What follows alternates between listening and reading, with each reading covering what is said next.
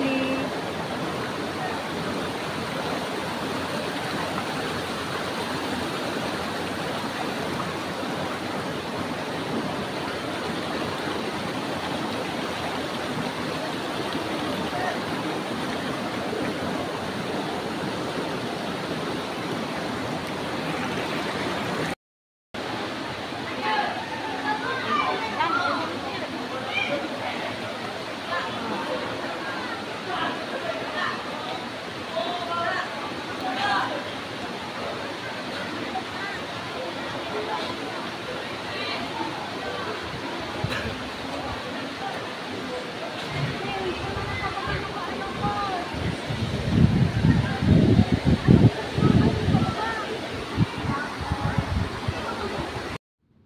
So yun na nga guys, nag-enjoy ako dyan sa pagpunta namin dito sa Kanding Falls dahil first time kong makapunta sa ganitong lugar.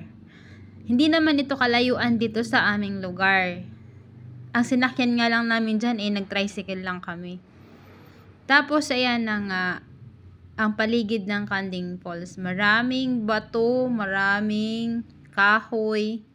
Tapos yung mga bato dyan, mayroon ng mga lumot. So, buti na lang nakapagpaalam ako kay Ate Mary. Sabi ko kay Ate Mary, sasama ako sa mga kaibigan ko na pupunta sa Kanding Falls. Tapos, sabi niya, mabato yung pupuntahan. Magsuot nga daw ako ng water shoes or aqua shoes. Kasi marami silang ganon dito. Ginamit nila noong nagpalawan sila. So, yun naman ginamit ko. Kaya hindi naman ako nahirapan na tumawid sa mga bato kahit may lumot kasi makapit yung shoes. Tapos ayan, yung paligid maraming kahoy pero hindi na masyadong green kasi sa sobrang init ng panahon ay dry na din yung ibang kahoy. Tapos yan, yung mga tao maakyat dyan sa taas para tumalon dun sa may falls. Tapos dyan sa banda na yan ay pag tumingala ka may parang ambon na pumapatak, tas kalamig ng tubig. Para ang sarap ibuka ng bibig mo, kaso nga lang baka pagbuka ng bibig mo, imbis na tubig, iba to yung shot sa bibig mo.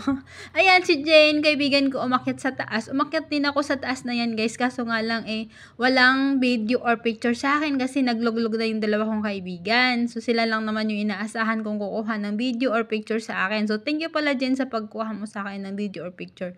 So, dyan, guys, ang ganda ng view dyan. Kung may kasama ka lang taga-picture mo talaga, ay tatayo ka, magpo-post ka dyan, tapos picture, video. So, ayan ang paligid, guys. Ganda ng paligid. Diba? Daming tao dyan, guys, nakasabay namin, pero hindi mga taga rito, mga taga iba-ibang lugar, dayo lang din sila.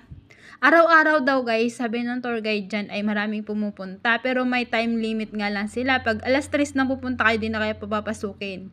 So, ayan, maraming tao kasi nakapila yan para tumalon dun sa falls. Pero mababaw lang yung falls. Kaya ingat-ingat kayo sa pagtalon. Baka matalunan nyo ay may bato. So, ayan. Yung paligid. Pag tingala mo dyan, guys, sa taas na yan, maraming bonsai. Ayan, sa taas na yan. Pwede lang lumipad ako para kunin yung mga bonsai. Ginawa ko na kasi walang pakpak. Ayan. Ako talaga si Nining Bonsai. Pag pumupunta ako sa gubat or sa ganyang lugar, bonsai yung hinahanap ko. So, ayan. Maraming tao dyan. Ikot-ikot lang ako na pagkuha dyan. Pero nasa taas ako dyan kumukuha. So, ayan. Pauwi na kami. Yan ang view ng dadaanan mo pa uwi. So, ayan lang guys. Thank you for watching.